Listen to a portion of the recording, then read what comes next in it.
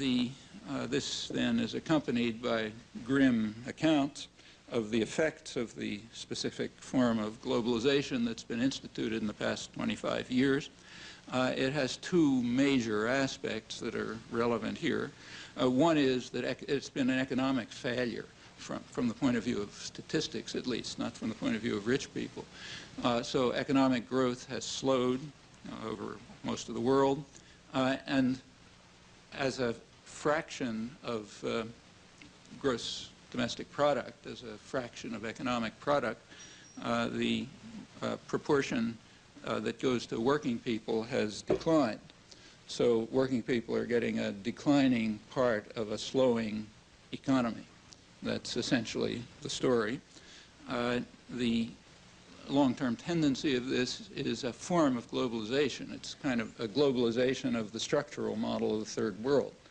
And that's a very clear structural model. You find it just about anywhere, which is a relic of European, I include here U.S. imperialism. So you find societies with a very small sector of extremely wealthy people, usually linked to the foreign masters, a large number of people who are somewhere between survival and suffering, and a category of superfluous people. In our dependencies, they're often called disposable people, as in Colombia, where you dispose of them. You send out the death squads or the paramilitaries. We're a more civilized society. We throw them in jail instead on various fraudulent crime wars. But that model is spreading. It takes a different form in a rich country like the United States and a poor country like, say, Haiti, but the structure is quite similar.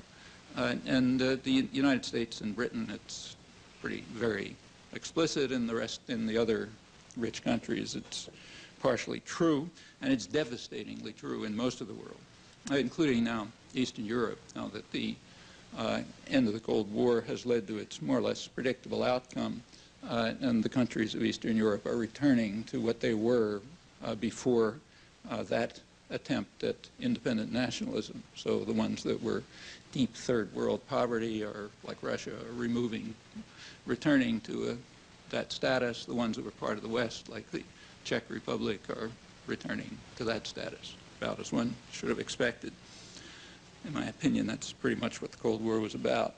So that model is a familiar one, and it's now being kind of globalized. That's the globalization process. Well, that's the G15 view of it. You get a much more pained and anguished view when you get to the poorer countries. Those are the richer countries outside the really rich world. Well, so they are silenced. Take a second example. A year ago, the World Trade Organization celebrated the 50th anniversary of the global trading system. It was originally GATT, now the World Trade Organization. And that one got plenty of media coverage. There was lots of coverage of the inspired rhetoric by Bill Clinton and world leaders, talked about the marvels that had been achieved through global trade and so on. There was also a spokesperson for the United Nations there. It was the Secretary General of UNCTAD, the UN Conference on Trade and Development, the main United Nations economic research and analysis organization, which is, according to its charter, committed to an international trading system that promotes economic and social development. And he gave a talk, too, representing the rest of the world, the United Nations.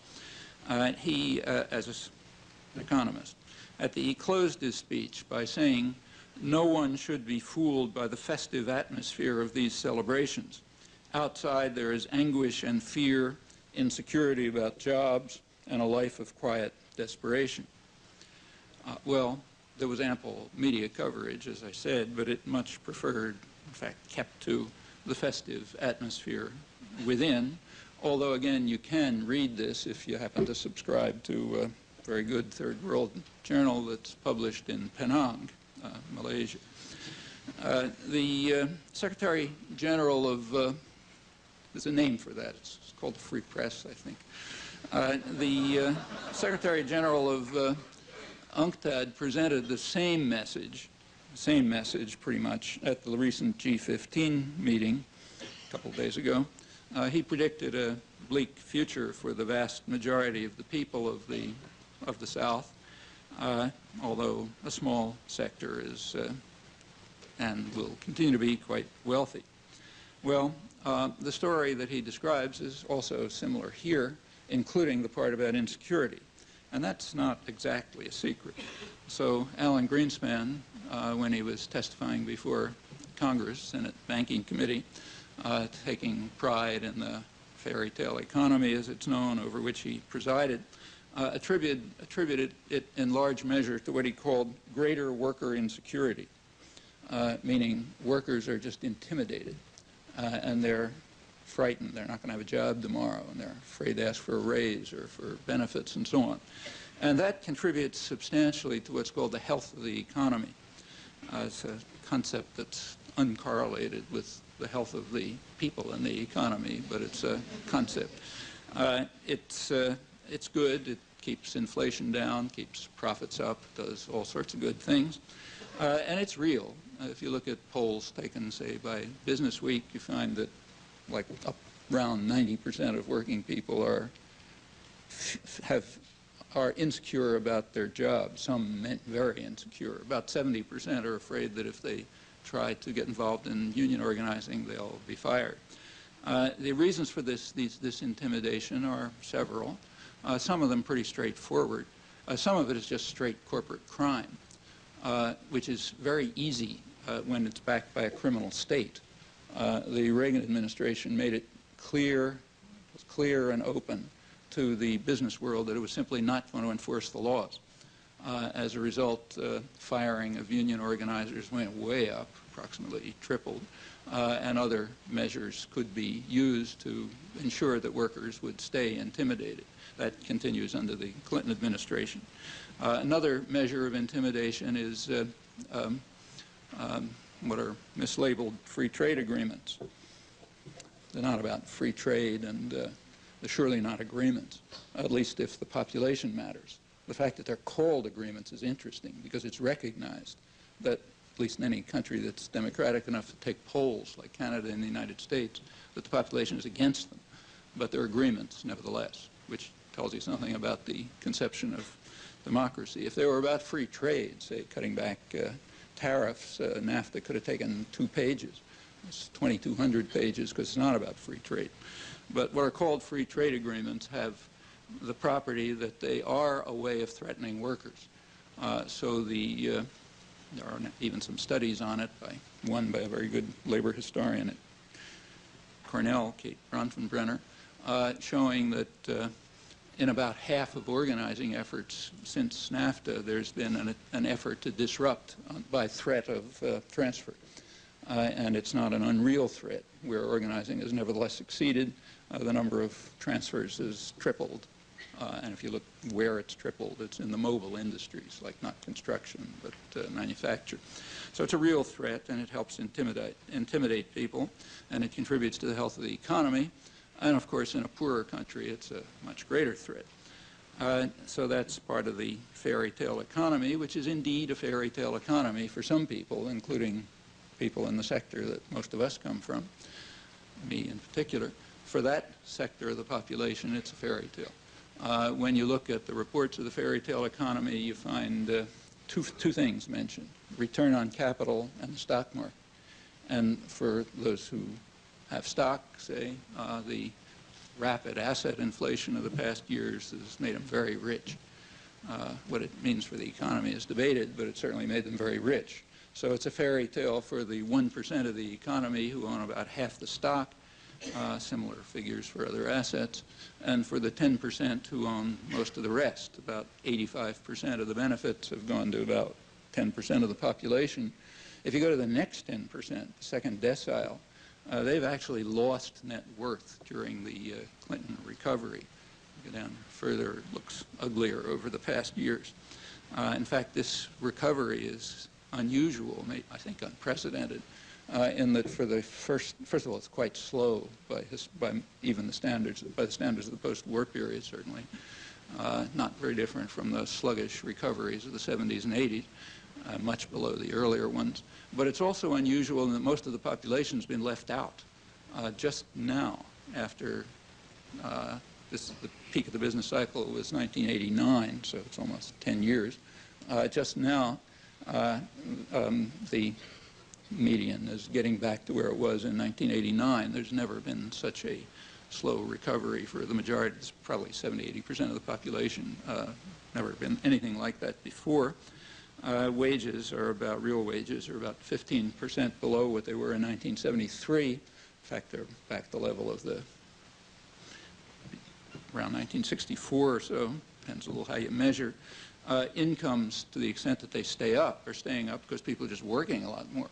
So the typical American family is putting in about 15 weeks a year more of work than it did 20 years ago to try to keep it a stagnating or declining level. If you're interested in data about this, the best general database about this kind of stuff, also written quite clearly, comes out every 2 years, called the State of Work in America. The Economic Policy Institute just came out with their 1998-99 edition just a couple of weeks ago, which can fill you in on details up to the current evidence. Well, let me put off for a moment how this return relates to the fate of the 3 pillars. But the point that I'm trying to stress is that all of this stuff has to do with real human beings and their fate. It's not a pleasant story. And when we bring in the fate of future generations who don't have a vote, as it's called, in the market, in the very restricted market systems that exist, if we bring them in, then the story's even uglier. Well, that's the first detour. The second one is, and I will get back to the topic, has to do with the norms and the conventions for discussing all of this, for discussing world order. And there are some norms and conventions, and if you depart from them, you're kind of not part of the discussion.